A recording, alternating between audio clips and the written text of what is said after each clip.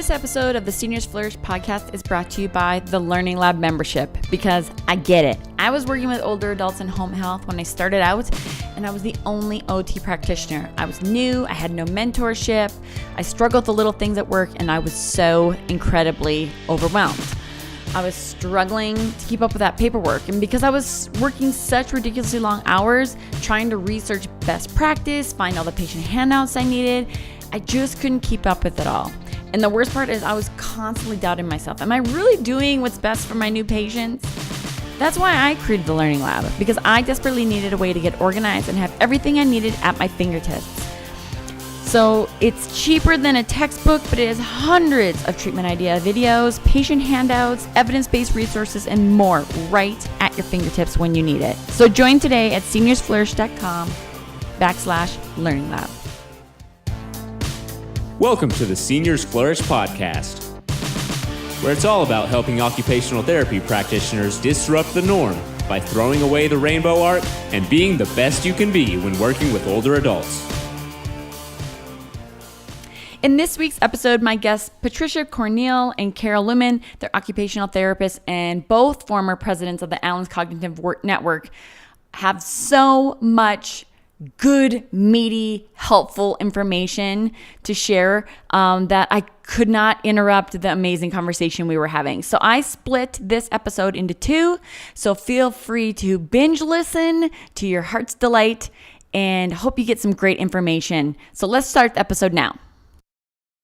Welcome everyone to the Seniors Flourish podcast. My name is Mandy Chamberlain. I'm an occupational therapist, and we love to talk about everything pertaining to working with older adults and occupational therapy. And so today we are going to be talking about the Allen cognitive models.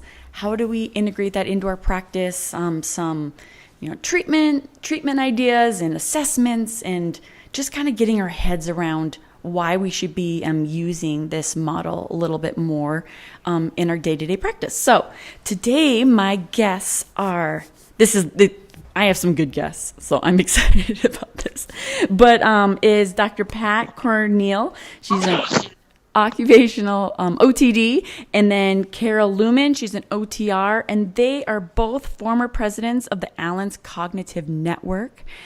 So they are going to be bringing a vast amount of knowledge about this subject and sharing experiences and case studies and current research, and this is just great. So I'm so excited. Both of you are here to join me and my listeners today. We are very excited to be here. This is Carol speaking. And this is Pat. Thank you so much, Mandy. Oh, Thank you for the opportunity. Oh, of course. So, if you guys have anybody's listened to the podcast before, I always like to start with everybody's kind of OT journey. We don't have to get crazy about, people are like, oh, how far back, just kind of talk about how you discovered OT and kind of currently what you're doing. Do you want to go first, Pat? Sure. All right. Well, I've been in practice over 30 years.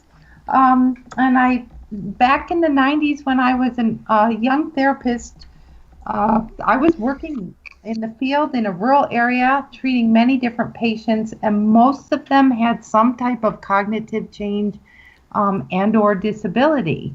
But back in my schooling in the 80s, there wasn't a lot of focus on this. We weren't trained on the Allen levels.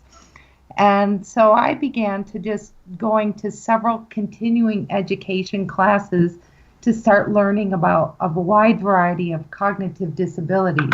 And that's where I first discovered Claudia's model, which I went to several of her courses.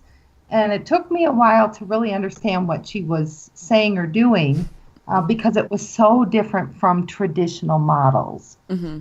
And going on a fast forward, I learned the model, used it in clinical practice, and it has taken me into organizational consulting, training thousands of therapists in the field, thousands of health professionals and caregivers, and it has shaped my whole career, including my doctoral research and projects.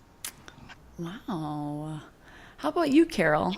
How did you find OT and then kind of fall in love with the Allen cognitive levels? Well, I found OT quite on a weird path. I'd never met an OT. I didn't understand what the profession was. I found it in a book of occupations when I needed to say what my major in college was going to be.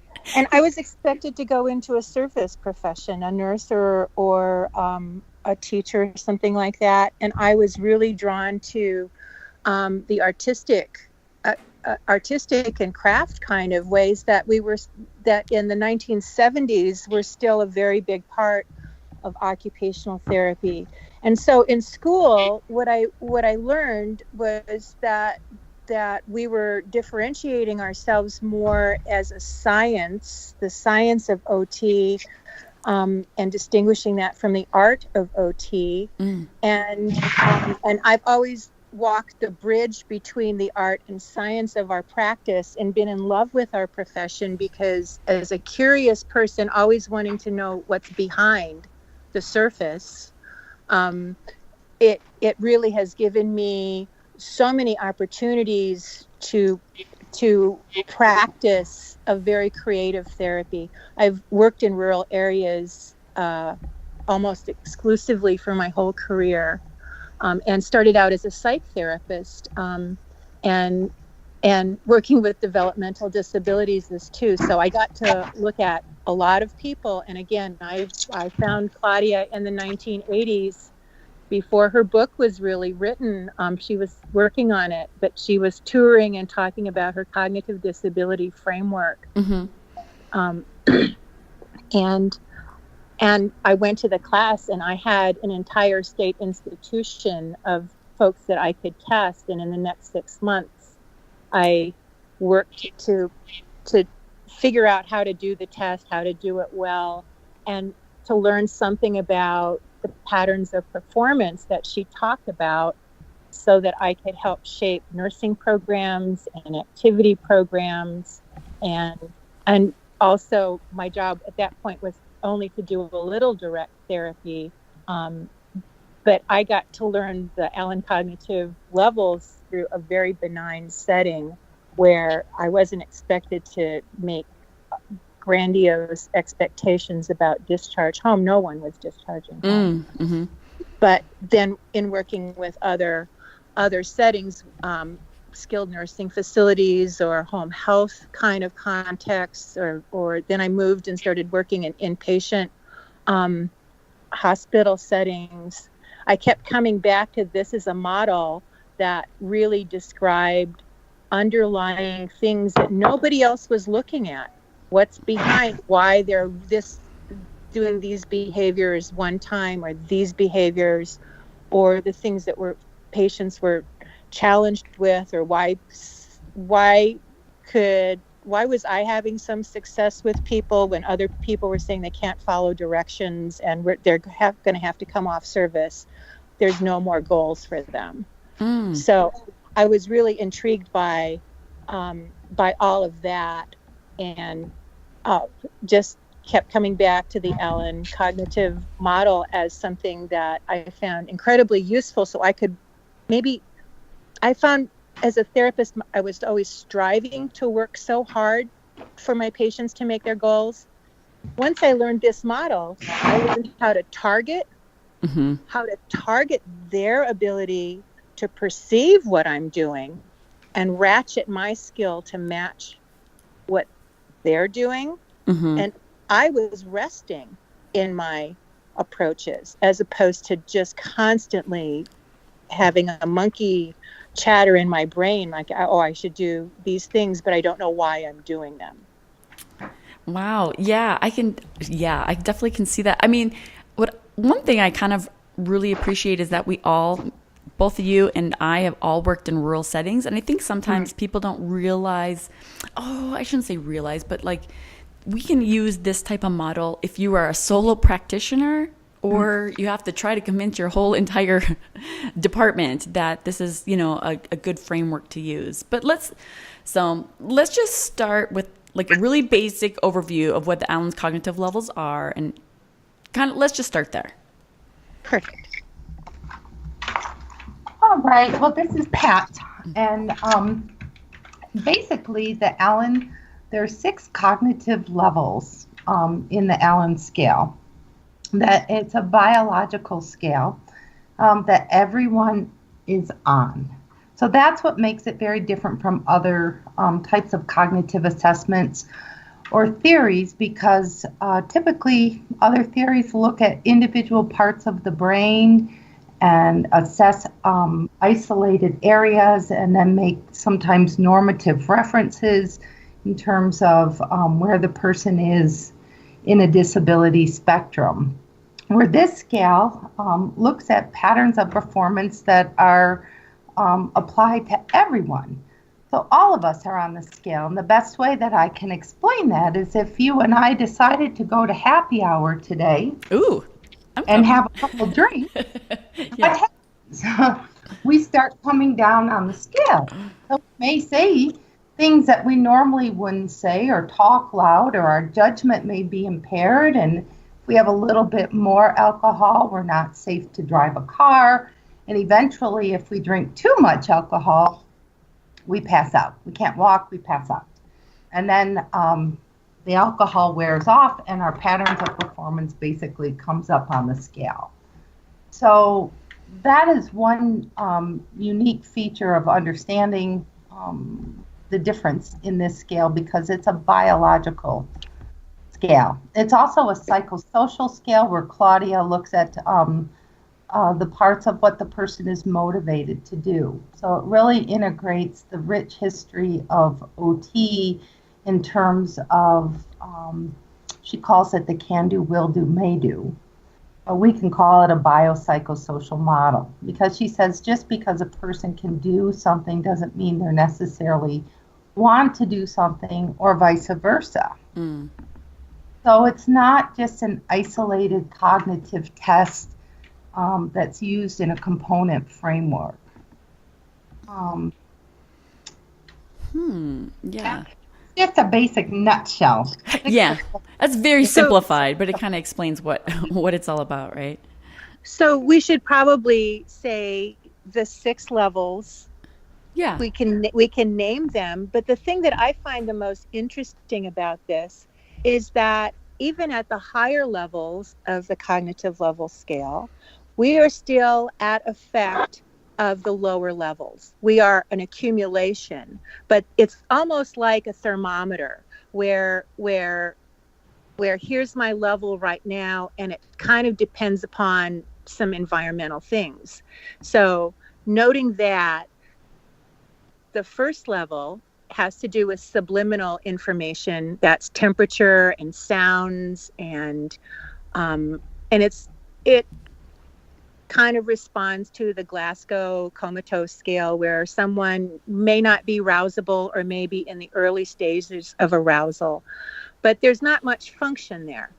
And as a therapist, what we're paying attention to is tone of voice and calming sensation. And what we know from other theories is firm touch is more calming than light touch. Or if we want arousal, we do light touch and we do postural changes.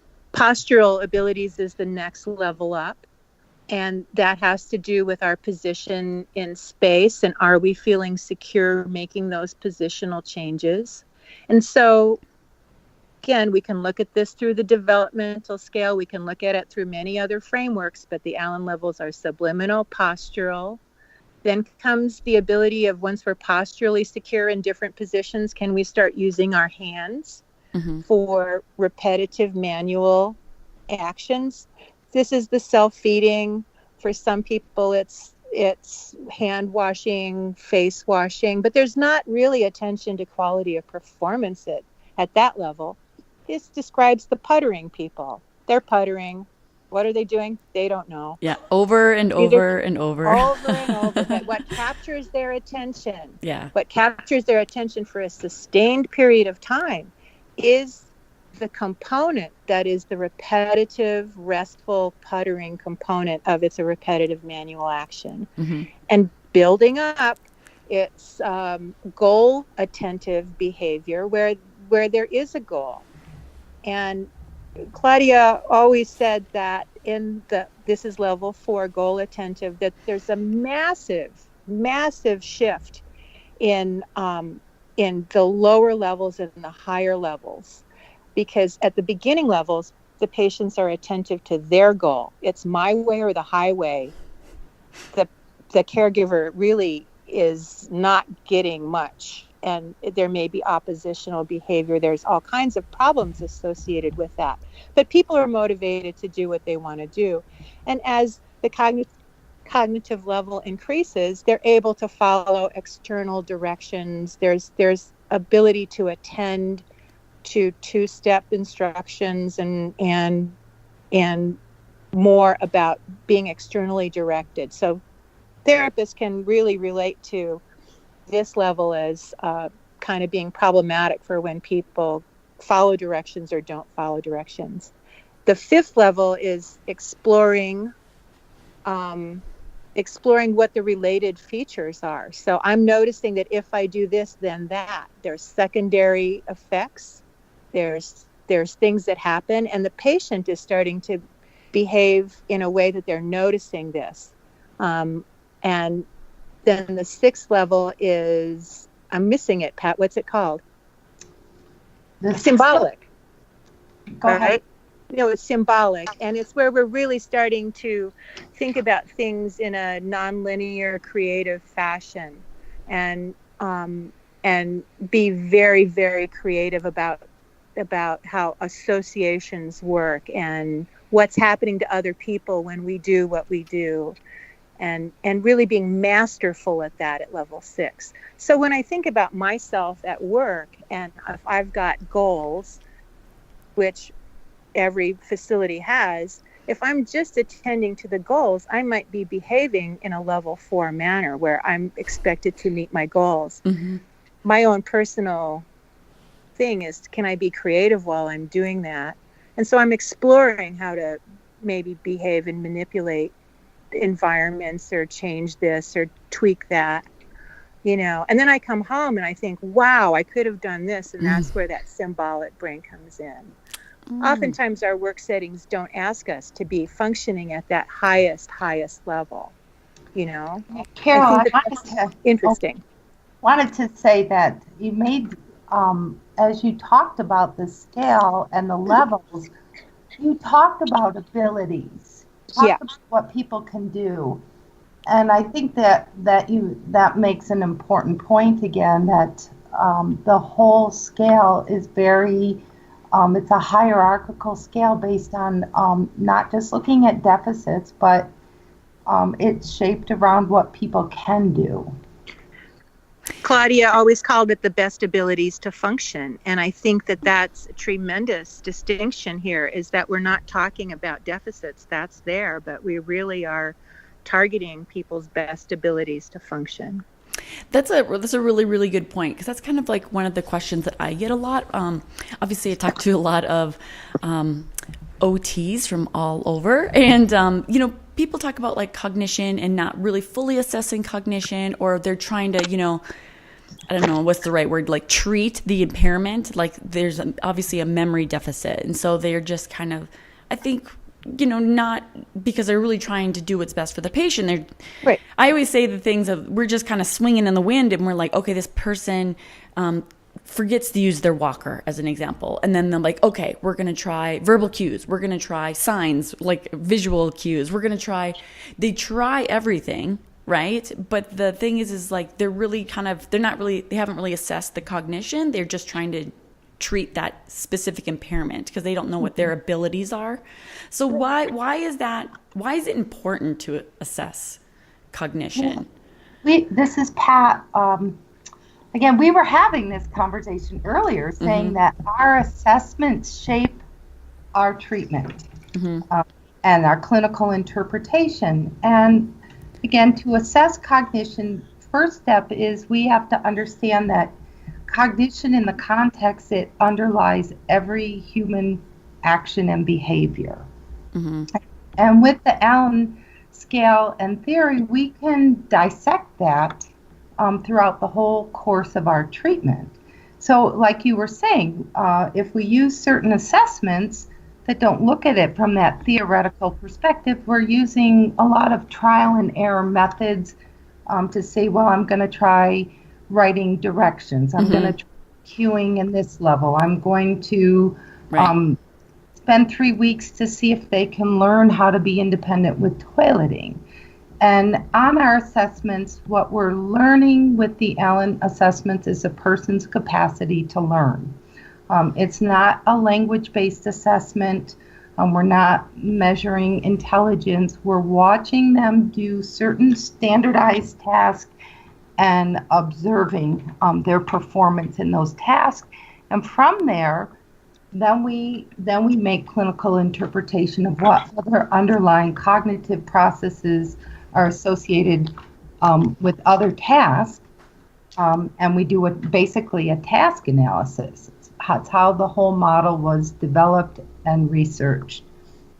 So it puts us in a whole different shift and lens in terms of making those predictions and understanding where we can target our approaches in a realistic way and how we can educate caregivers, physicians, and other professionals in terms of what's realistic. So is it safe for our patient to be using a powered mobility device every day to cross the divided highway? Realistic for the OT to teach the person to be safe? And we can answer that in very skilled ways with research and standardization behind us to be much more focused.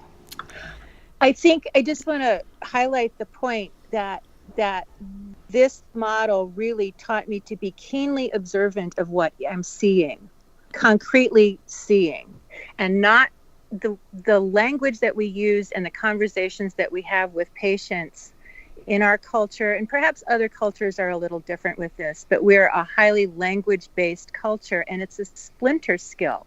What we talk about wanting to do may not be what we're doing or able to do. And language is often a very preserved, specific cognitive skill that doesn't relate to the ability to do something or to do it consistently. And then as a clinician, I'm able to say, that's an important distinction. The patient can say they want to do this, or they can maybe do it in a clinical setting where there's supportive supervision or validation, but they're not going to be reliable about doing it when they're in a situation where they're on autopilot. And then, this is always a thing. Are they safe with their walker when they need to go to the bathroom and there's toileting urgency? Right. My guess is no, because I don't think about when I'm getting up from a couch if I need to go to the bathroom. I'm not thinking about using a tool to get there. So it's really important that we're looking at the patterns of performance and paying attention to that. So this model really highlights and gives the clinician a really articulate language that describes what they're seeing and how to make a distinction between the conversation and the word cues, the social language. It's a preserved skill. I think that's a really good point, Carol, because I know that is always kind of a struggle for like discharge planning, or like when do you decide that they can use a walker independently in their home environment, and using a theory to like you said, use the language and have a basis of why you're making that determination instead of saying, well, they seem pretty good, which we've all done when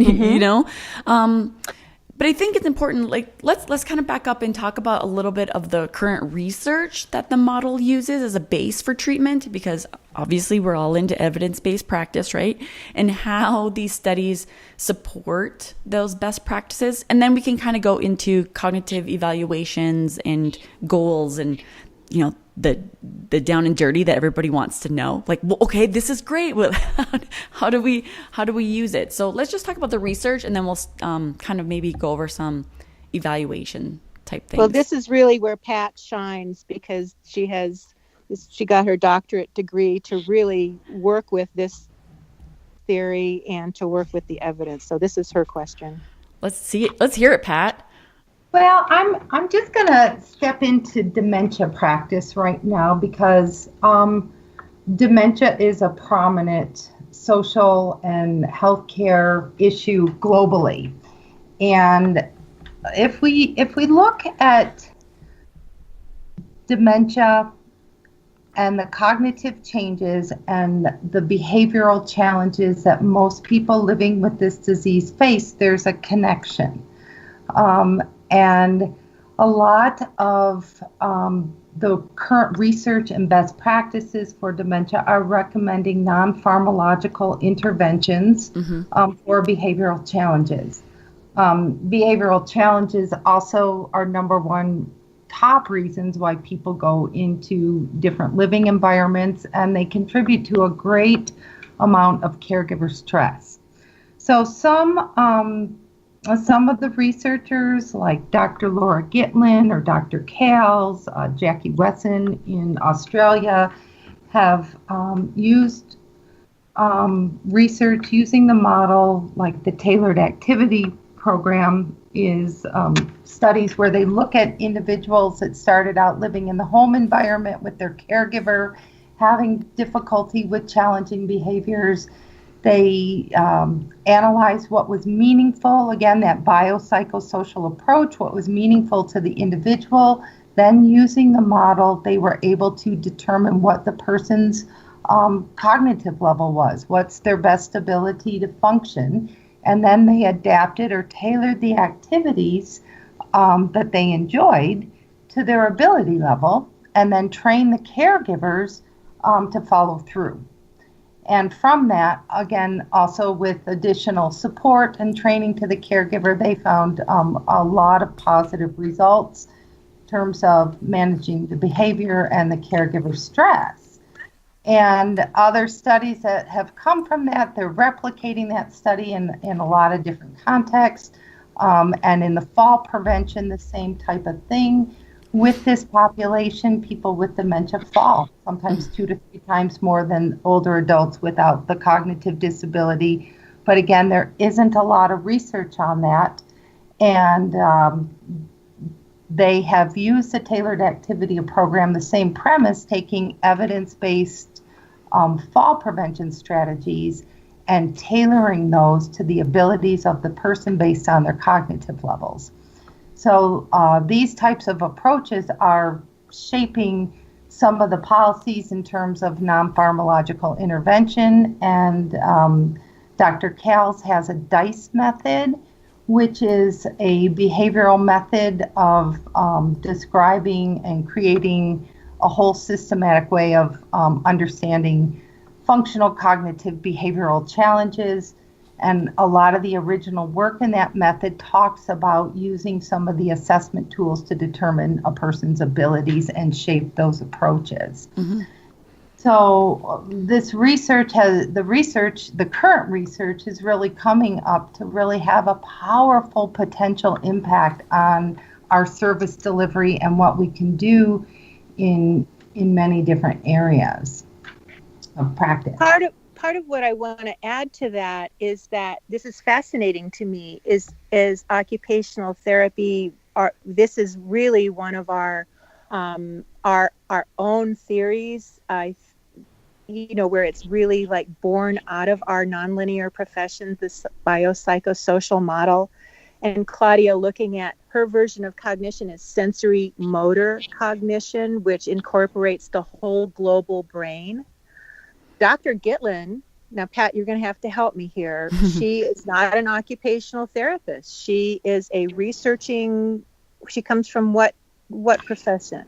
I think it's social science. She's now at Johns Hopkins, but I think it's social science. I believe that that's true, but she got wind of this and ran with this model because it was so relevant to the work that she was finding within the social service side of service delivery. And Dr. Kales, do you want to speak a little bit about her background? Because again, this model is being picked up by other professions and noticed. Yeah, And I think Dr. Gitlin did a lot of work originally. She's at Johns Hopkins now, but she was working at Thomas Jefferson. Correct, yeah. And that's where she linked in with some of the occupational therapists there when they were doing a lot of their research. And Dr. Kales is, I believe, at the University of Michigan, and I think her background is geriatric psychiatry. I'm not 100% sure, but I believe that's her background. Right. She's a physician. And so, you know, this is the part that's really exciting to me, is that, you know, we often feel like, who do we talk to? Well, there's people out there probably wanting to talk to occupational therapists, and I feel like there's more wind in our sails with this service delivery model, because this is an invisible disability. And Pat and I have endless passionate conversations about the underserved aspect of folks that have any version of an invisible disability. Well, I think too, Carol, why we get so excited about it, because we've practiced for years. We've had the mentorship of Claudia and Pollard and many, many people who've used this model.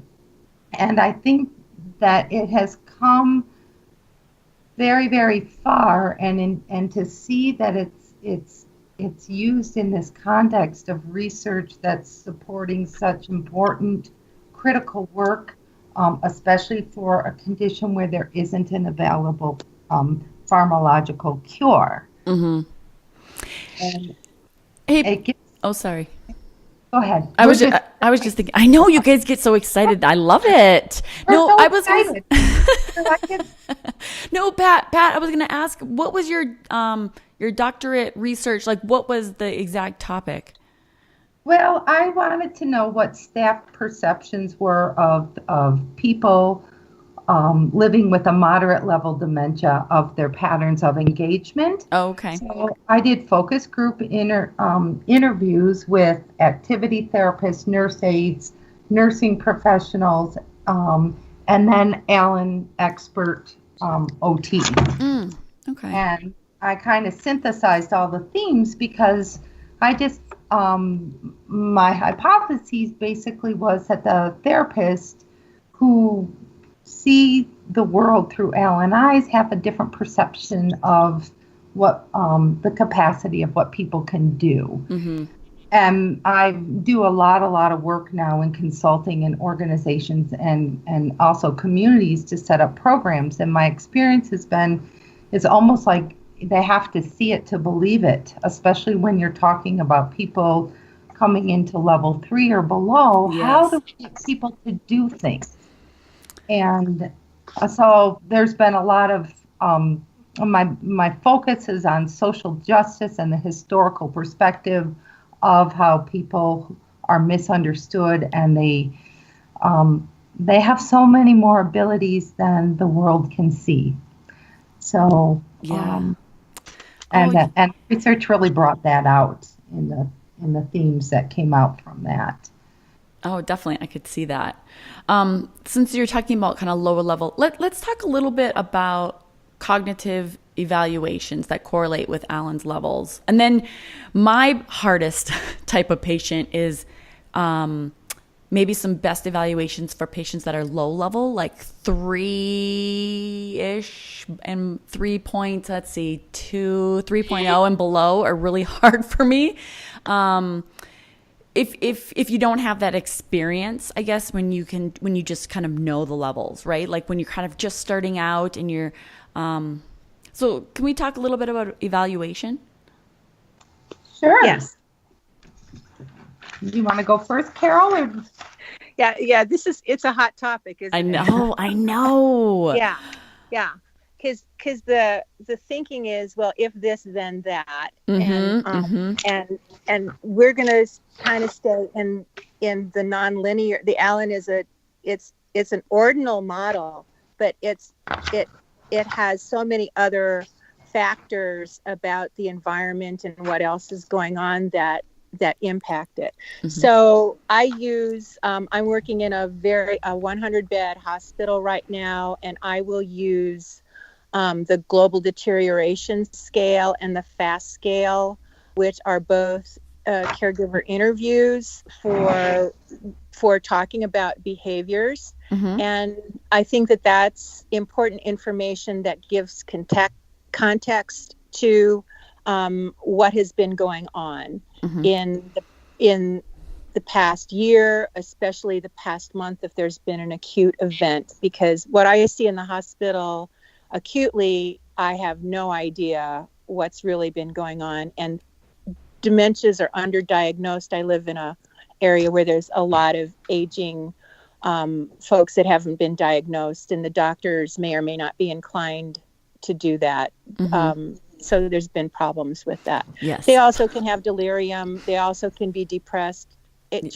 Aging and depression is an underdiagnosed thing, and I'm not a real proponent to say, oh, medication is always the answer for that. They need purposeful engagement again.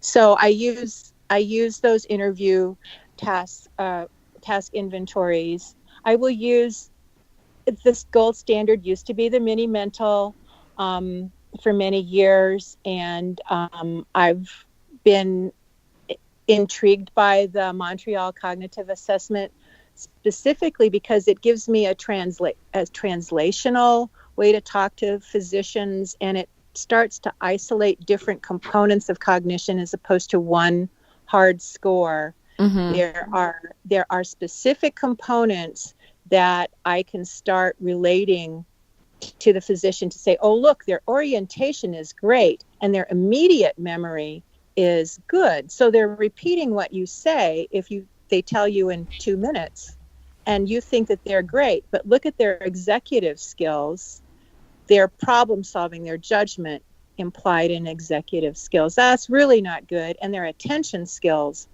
my goodness. Yeah. So it really starts to differentiate things so that, again, there's language to say cognition is not one thing. Right. And kind of piggybacking on that, on that. From my experience, I mean, I only use the MOCA as a screen, and like you said, having direct language and a number. Unfortunately, physicians love those numbers, right? They do. Yeah. They love those numbers. So I use it as a screen to look at more of, personally, as a component aspect of, like you say, the executive, but it isn't, as we know, it's not, I shouldn't say there's no functional relation, but it's not a functional cognitive. It's not functional. It's didactic. Yeah. It's people at a school desk doing something that isn't applied to, am I, again, safe putting on my pants when I've had a hip fracture and toe touch weight bearing. And me, I use all the old-fashioned Allen tests all the time, right out of the gate. So if you're talking with people functioning in level 3 and above, let's start with the old-fashioned leather lacing, which is a screening tool. Yeah. And what Claudia always said about that, it helps us get the person in the ballpark in the aisle, but maybe not the seat. And I think a lot of people think that is the score.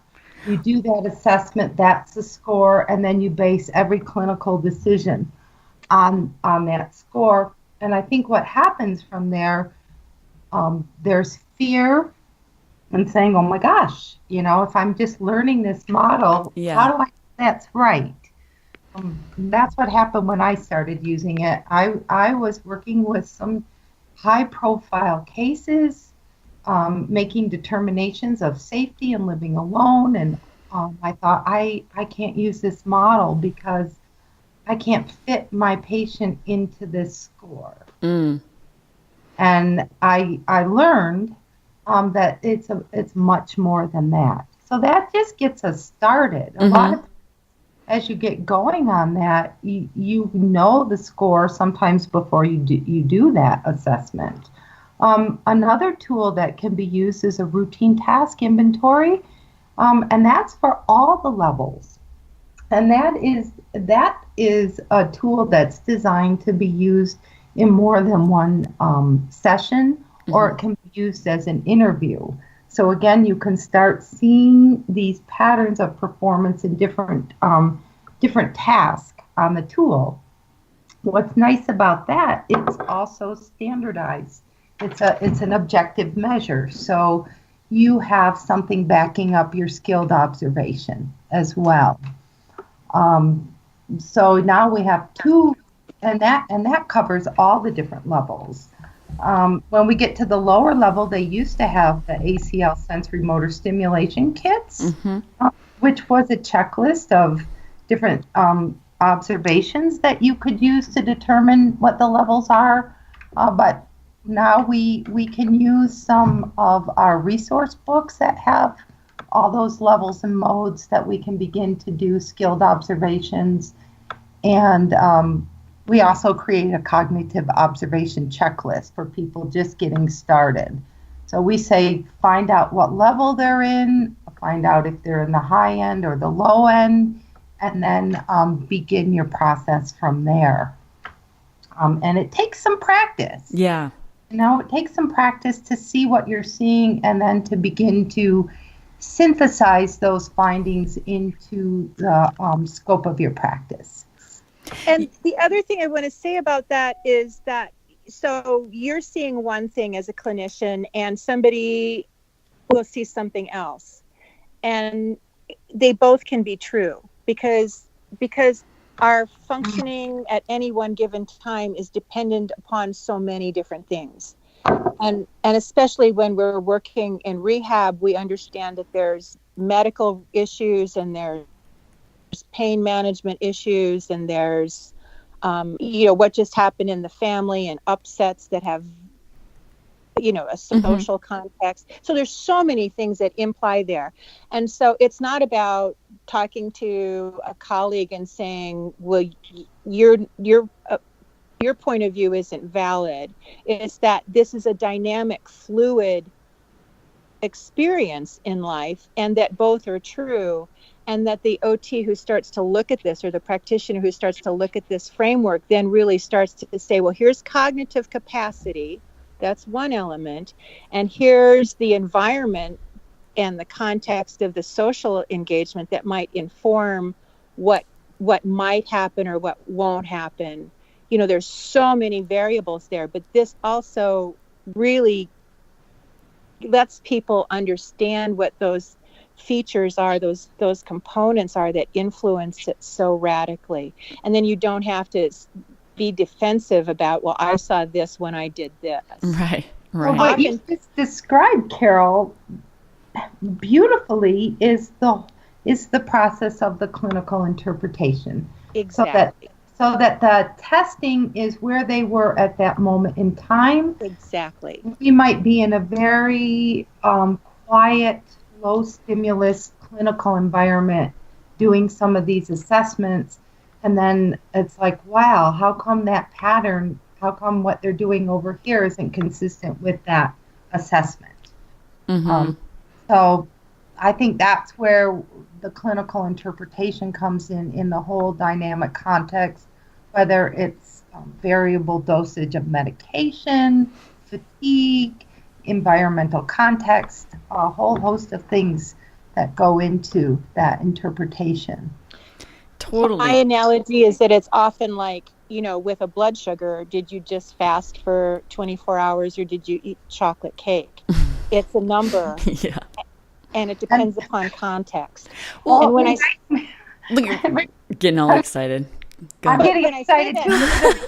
We have when a I say story that to the where mental health and all the psychiatrists would say it's not fair to assess the patients when they're psychotic. When they would come in, they didn't understand that this was a very dynamic model that assess and treat simultaneously. Correct. And I think from like a, I guess from maybe a newer grad or maybe someone that doesn't have a lot of experience in it, because, I've done it long enough that like you said, you can use a lot of those clinical observations. A lot of times you can see some of the patterns before you even do the evaluation, right? Like you can kind of see, you have an idea or, an idea of kind of what's going on. I think it's that bridge between, not having that clinical experience and trying to take all those, since it is a bit dynamic and there's a lot of things that are, you take into consideration. It's really, I think sometimes ALANs can be challenging for people who are kind of new to it, because it's not as black and white, because we do like to have our numbers and we like to be like, okay, giving this test, they have this score, and it is a little bit, I like the variables in some of the interpretation of the ALAN levels, like a 3.0 to 3.4, or, because, in general, you may have a patient that kind of fluctuates within that level.